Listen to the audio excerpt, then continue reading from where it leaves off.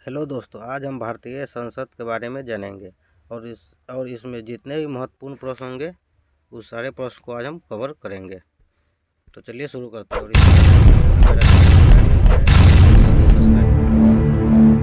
और हमारा पहला प्रश्न है कि स्वतंत्र भारत में अब तक कितनी बार अधिवेशन हो चुके हैं? तो इसका जवाब है 4 बार। कितनी बार हो चुके हैं? 4 बार।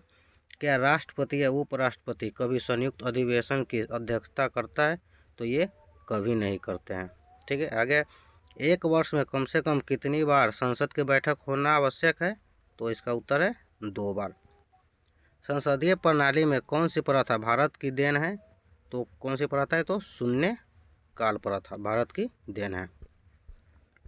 आगे हमारा कि संसद की कार्यवाही में प्रथम विषय कौन सा होता है? तो संसद की कार्यवाही में प्रथम विषय क्या होता है?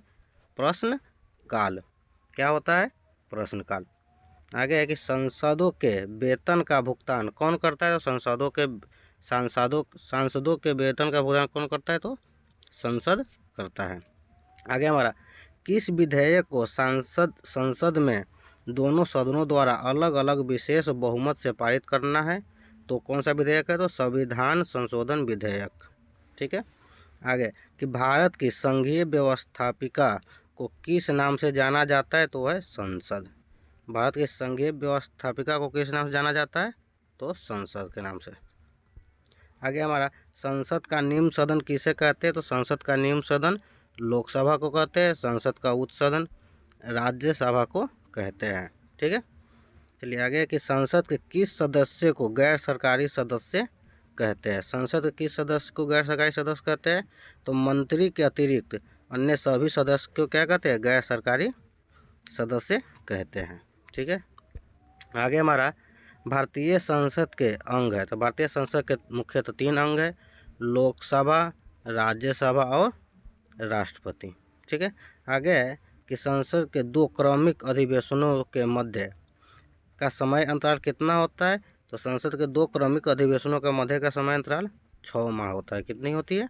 6 माह। भारतीय संसद को कौन भंग कर सकता है? तो भारतीय संसद को सिर्फ राष्ट्रपति ही भंग कर सकता है।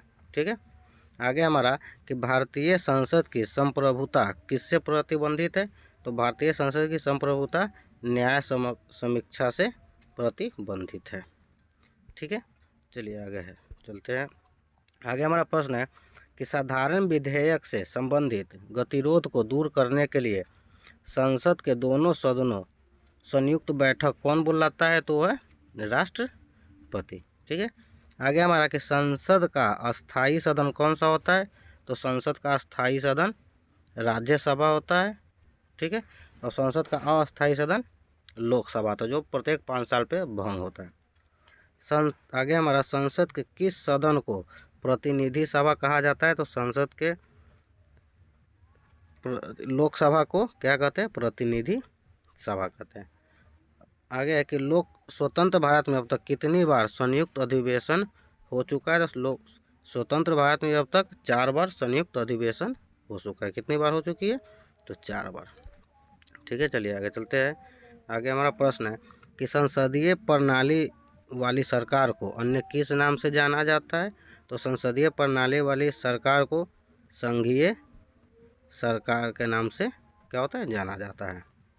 आगे हमारा प्रश्न है कि संविधान लागू होने के बाद सर्वप्रथम त्रिसंघ संसद का गठन कब किया गया? तो संविधान लागू होने के बाद प्रथम त्रिसंघ संसद का गठन 1989 ईस्वी में किया गया। आगे हमारा कि अस्थाई संसद भारत में कब तक रही? तो अस्थाई संसद भारत में 17 अप्रैल 1952 ईस्वी तक रही। ठीक है। आगे हमारा संसद भवन पार्लियामेंट हाउस का उद्घाटन कब हुआ? तो संसद भवन का उद्घाटन हमारा 1927 ईस्वी में हुआ। कब हुआ? तो 1927 ईस्वी में। आगे हमारा कि संसद भवन पार्लियामेंट हाउस का उद्घाटन किसने किया था? तो संसद भवन का उद्घाटन कब किसने किया था? तो लॉर्ड इरविन ने। कौन किया था? लॉर्ड इरविन ने।